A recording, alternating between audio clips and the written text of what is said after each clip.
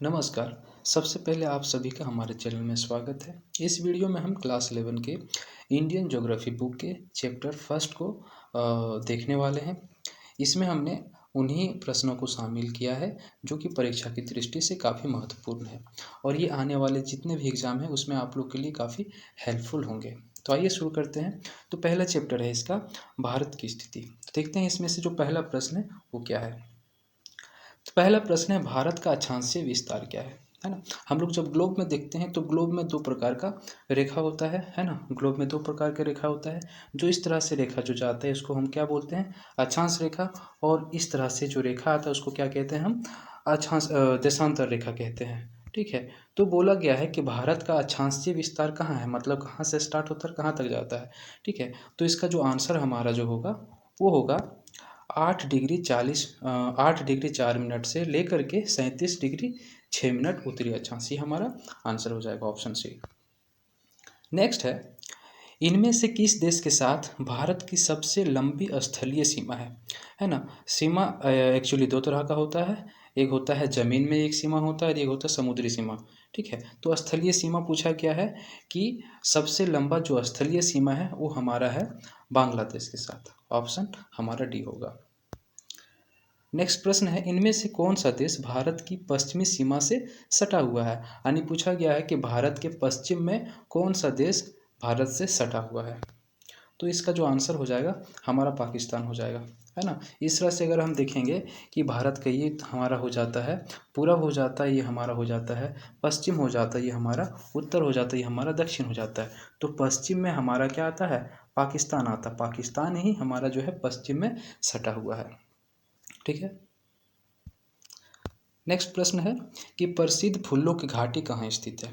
प्रसिद्ध फूलों की घाटी कहाँ स्थित है। तो ये हमारा आंसर जो होगा, फूलों की घाटी जो कहा जाता है उत्तराखंड को कहा जाता है। तो ऑप्शन मेरा बी होगा राइट आंसर।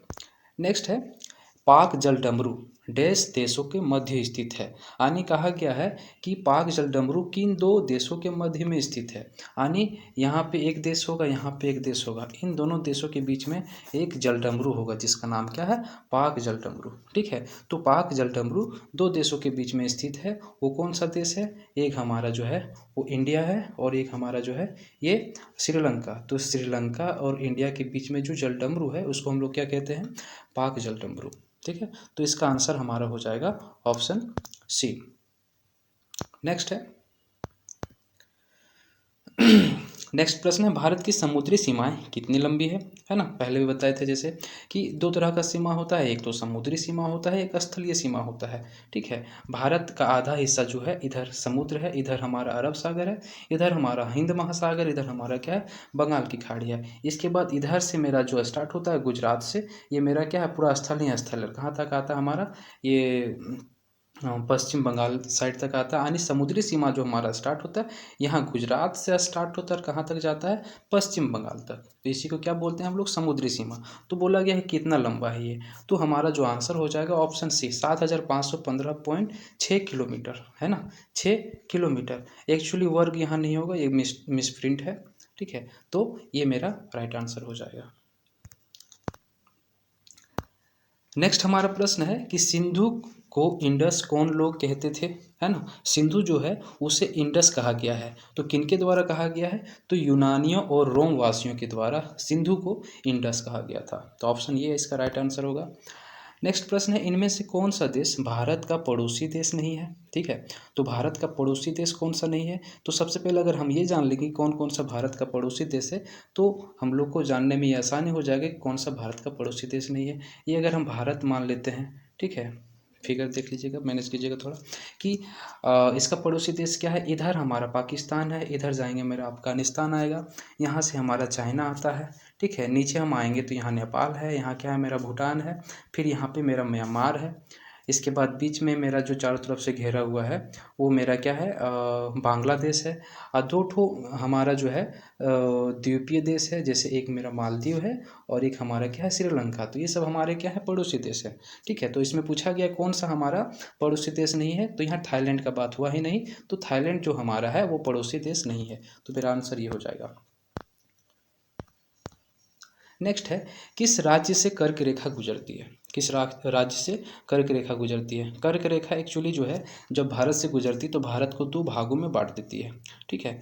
तो हमारा इसका आंसर सीधा हम बता देते हैं, इसका आंसर जो होगा वो झारखंड होगा, ठीक है। झारखंड क्यों होगा? इसका हम एक ट्रिक बता दिए हैं कि अगर हमें ये पता चल जाए कि कर्क रेखा किस किस राज्य से गुजरती है तो हम आसानी से बता सकते हैं किस राज्य से नहीं गुजरती। कर्क रेखा बहुत ही इंपॉर्टेंट है, इससे बहुत सारा प्रश्न बनता है, इसीलिए इसका हम एक ट्रिक बनाए हुए हैं, एक्चुअली ट्रिक है, तो उससे हम याद कर लेते हैं। तो टोटल 8 राज्यों से कर्क रेखा गुजरती है ना।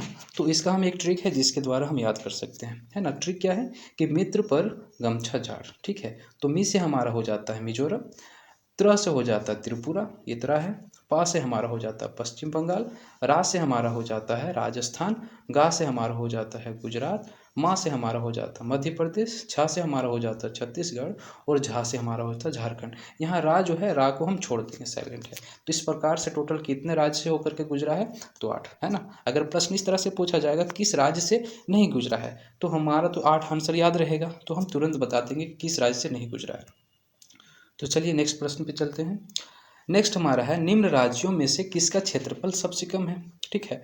तो यहाँ प्रश्न हमारा ये बनता है कि 2-3 तरह का यहाँ से प्रश्न बनता है कि क्षेत्रफल में सबसे बड़ा राज्य कौन है इंडिया में, मतलब किस राज्य का एरिया सबसे बड़ा है, किस राज्य का एरिया सबसे छोटा है, ठीक है। तो यहाँ सबसे छोटा जो एरिया है ना, क्षेत्रफल की दृष्टि से सबसे छोटा राज्य हमारा होता है गोवा। वहीं अगर प्रश्न पूछा जाएगा कि क्षेत्रफल की दृष्टि से सबसे बड़ा राज्य, है ना, कि कौन सा राज्य है भारत में जिसका क्या है कि क्षेत्रफल बड़ा है, तो हमारा क्या हो जाता है उसका आंसर जो हो जाएगा राजस्थान हो जाता है ना। क्षेत्रफल की दृष्टि से सबसे बड़ा, मतलब ये सबसे ज़्यादा एरिया तुम्हारा हमारा जो है राजस्थान का है। क्षेत्रफल में सबसे कम हमारा क्या है? गोवा का है, ठीक है। तो इसका राइट आंसर हमारा हो जाएगा गोवा, सबसे कम एरिया इसी का है, ठीक है। जनसंख्या से भी प्रश्न पूछ लिया जाता है कि जनसंख्या की दृष्टि से सबसे बड़ा राज्य, तो जनसंख्या की दृष्टि से सबसे बड़ा राज्य जो हमारा होता है यूपी है ना। जब भी आंसर आएगा तो ये राइट, ये सही कीजिएगा, यही हमारा राइट आंसर होगा। जनसंख्या में सबसे बड़ा जो राज्य है ना, यहाँ का जनसंख्या बहुत ज़्यादा है। नेक्स्ट प्रश्न है विश्व की सर्वोच्च पर्वत चोटी कौन सा है, मतलब बोला है विश्व का सबसे ऊंचा जो चोटी है वो कौन सा है। तो इसका आंसर बहुत ही आसान है, इसका आंसर जो हो जाएगा हमारा माउंट एवरेस्ट, जिसको हम लोग एवरेस्ट की चोटी भी कहते हैं। लेकिन ये विश्व में पूछा गया, अगर भारत में पूछा जाएगा कि भारत की, है ना, सबसे ऊंची चोटी, तो भारत की सबसे ऊंची चोटी जो है वो क्या होगा? K2 होगा, ठीक है, जिसको गॉडविन ऑस्टिन भी कहा जाता है, ठीक है। एक्चुअली जो माउंटेन जो है वो हमारा भारत में ना होकर के कहाँ है? नेपाल में है, ठीक है। इसलिए जब भारत में पूछा जाएगा तो K2 मारिएगा। नेक्स्ट प्रश्न है क्षेत्रफल की दृष्टि से भारत का विश्व में कौन सा स्थान है, ठीक है, यानी एरिया में भारत का कौन सा स्थान आता है। तो सबसे पहले हम ये देख लेते हैं कि सबसे ज़्यादा जो बड़ा एरिया है वो हमारा रूस का है। पहला नंबर में जो आता है हमारा रूस आता है, दूसरा में हमारा कनाडा आता है, तीसरा में हमारा चाइना आता है, चौथा में अमेरिका है, पाँचवा में ब्राज़ील, छठा में ऑस्ट्रेलिया और सातवां नंबर में जो हमारा आता है वो भारत आता है, ठीक है। भारत का जो स्थान है वो 7वां नंबर में है। तो क्षेत्रफल की दृष्टि से विश्व में भारत का स्थान कितना है? तो 7वां है, ठीक है।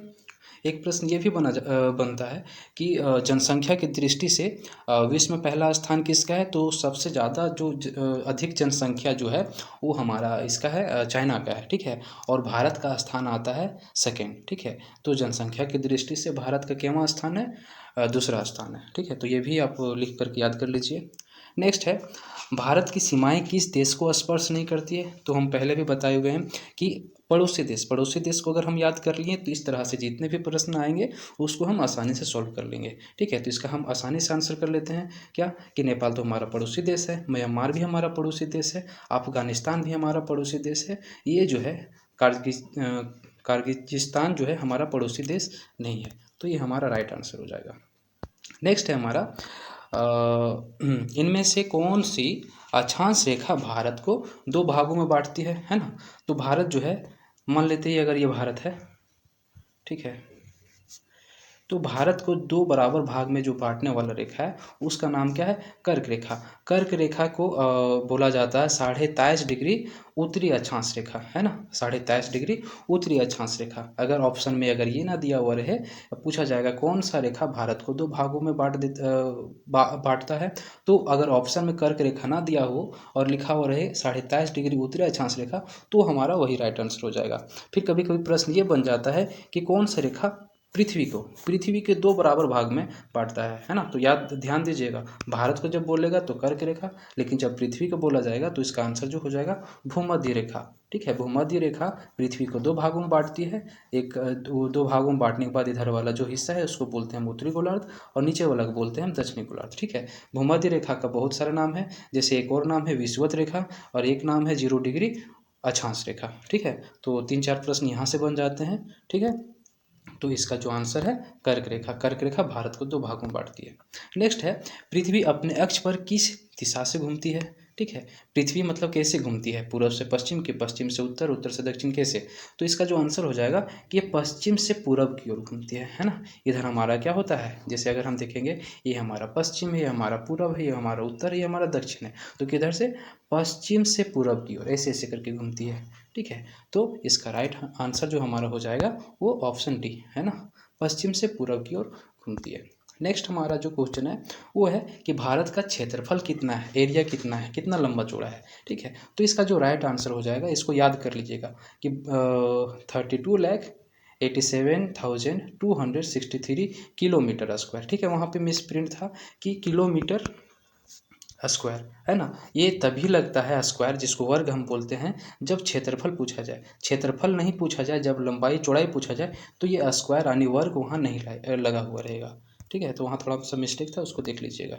नेक्स्ट है, इनमें से कौन सा देश क्षेत्रफल में भारत से बड़ा नहीं है? ठीक है, तो हम देखे थे कि 7वां नंबर में आता है भारत, जो क्षेत्रफल की दृष्टि से हम लोग देखे तो भारत का जो है 7वां स्थान है। तो 6 जो है उससे बड़ा बड़ा है, तो 6 कौन कौन सा बड़ा था? चाइना भारत से बड़ा है, ऑस्ट्रेलिया बड़ा है, रूस तो सबसे बड़ा है, सबसे बड़ा तो यही है ना। ये 6ठा नंबर में था। ठीक है, चाइना मेरा 3रा नंबर में था, भारत कहाँ 7वां नंबर में था। फ्रांस का हम लोग नाम अभी तक नहीं देखे हैं, तो मेरा जो राइट आंसर हो जाएगा वो क्या होगा? फ्रांस, है ना। क्षेत्रफल की दृष्टि से फ्रांस भारत से छोटा है। क्या हो गया? ठीक है, तो नेक्स्ट प्रश्न है हमारा कि मेघमोहन रेखा स्थित है। ठीक है, कोई दो देश होता है तो दो देशों को कोई एक बाउंड्री जो है अलग करता है, तो मेघमोहन रेखा दो देशों के बीच में स्थित है। वो कौन सा देश है? ये हमारा भारत है। ठीक है, और ये हमारा चाइना। ठीक है, ये भारत हमारा इधर है और चाइना हमारा इधर है। तो चाइना और भारत का जो बॉर्डर है अरुणाचल प्रदेश के पास, उसी को क्या बोलते हैं हम? मैकमोहन रेखा कहते हैं। ठीक है, मैकमोहन लाइन। ठीक है, और इसी प्रकार इंडिया और पाकिस्तान, है ना, इंडिया और पाकिस्तान के बीच में जो बाउंड्री है ना, उसको क्या कहते हैं हम लोग? Red Cliff line.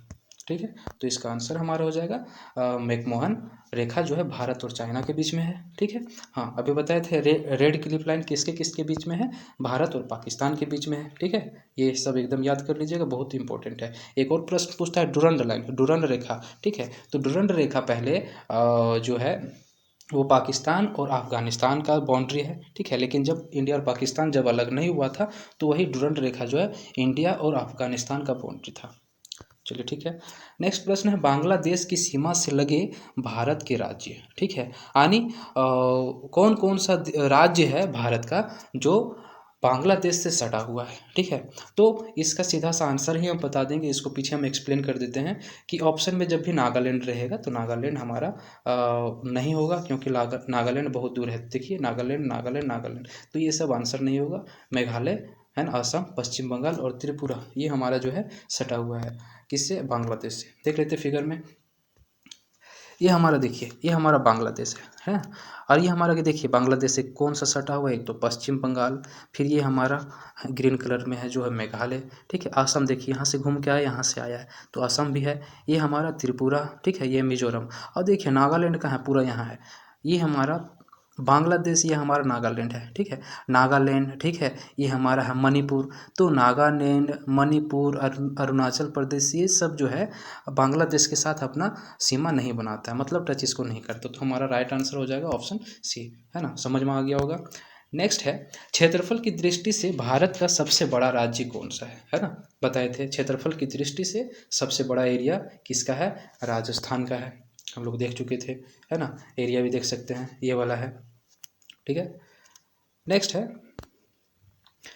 कि भारत में कितने राज्यों से कर्क रेखा गुजरती है, पहले बताए थे टोटल कितने राज्य से, 8, है ना, मित्र पर गमछा झार, ठीक है, देख लीजिए टोटल 8 राज्य से, ठीक है।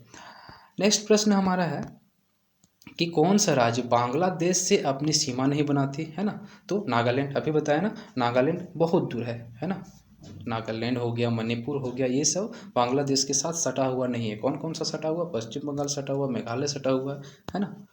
नेक्स्ट है कि इनमें से कौन से भारतीय राज्य की सीमा 3 देशों से सटी हुई है, मतलब कौन सा ऐसा राज्य है जो 3 देशों से सटा हुआ है ना, तो इसका सीधा सा आंसर सिक्किम याद कर लीजिएगा, ठीक है। देख लीजिए, हम फिगर में भी दिखा देते हैं कि देखिए ये हमारा सिक्किम रहा, छोटा सा जो है ना, छोटा सा दिख रहा होगा ये। तो देखिए ये हमारा क्या है, नेपाल, नेपाल है ना, इंडिया में नहीं, ये दूसरा देश है। इधर हमारा क्या है, चाइना, चाइना देश है। इधर हमारा क्या, भूटान। तो देखिए नेपाल, चाइना और ये भूटान, है ना, ये तीनों देश से घिरा हुआ है, कौन है, सिक्किम। तो इसीलिए सिक्किम 3 देशों से घिरा हुआ है, ठीक है। नेक्स्ट है, किस राज्य की जनसंख्या सर्वाधिक है ना, बताए थे पहले भी बताए हम कि यूपी का जनसंख्या सबसे ज़्यादा है। नेक्स्ट है, भारत का दक्षिणी स्थान, है ना, तो भारत का दक्षिणतम जो स्थान है वो हमारा है इंदिरा पॉइंट, इसको याद कर लीजिएगा, हमारा आंसर जो होगा इंदिरा पॉइंट होगा। ये क्या, ये हमारा आंसर हो जाएगा इंदिरा पॉइंट।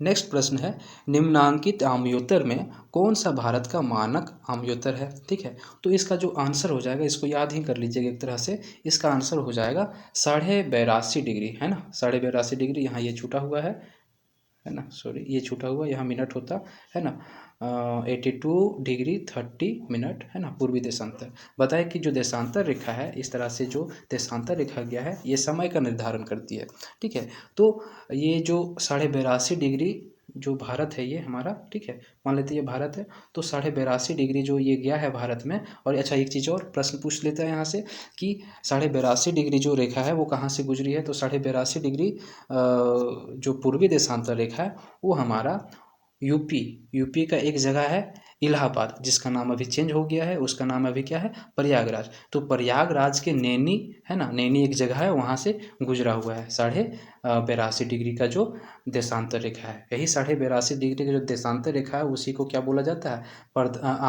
मानक आमयोत्तर रेखा। इसी के द्वारा, है ना, भारत में समय का निर्धारण होता है, ठीक है।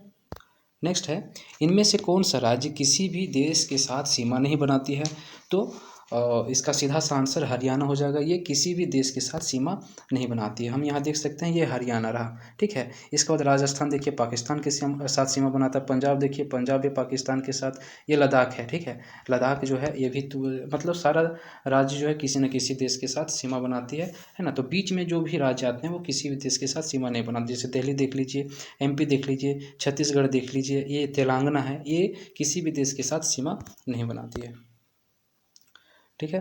वीडियो अगर पसंद आया होगा तो लाइक कीजिएगा, दोस्तों के साथ शेयर कीजिएगा, और कमेंट में बता सकते हैं किस टॉपिक पे आपको वीडियो चाहिए, ठीक है। और चैनल को सब्सक्राइब कीजिएगा।